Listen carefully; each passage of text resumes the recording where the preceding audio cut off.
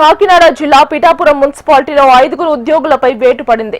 గతంలో పనిచేసిన 3 ఏఈలు, 2 డిఈలు, public health ఈఈలను suspend చేస్తూ ఉన్నతాధికారులు ఆదేశాలు జారీ చేశారు.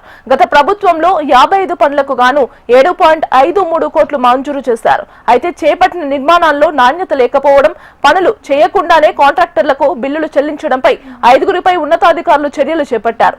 అధికార దుర్వినియోగానికి పాల్పడినట్లు విజిలెన్స్ విచారణలో నిర్ధారణ కావడంతో వారిని విధుల నుంచి తొలగిస్తూ ఆదేశాలు జారీ చేశారు.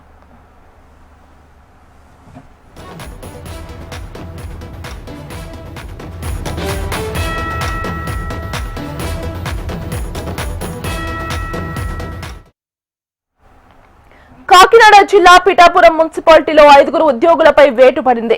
గతంలో పనిచేసిన 3 ఏఈలు, 2 డిఈలు, పబ్లిక్ హెల్త్ ఈఈలను సస్పెండ్ చేస్తూ ఉన్నతాధికారులు ఆదేశాలు జారీ చేశారు.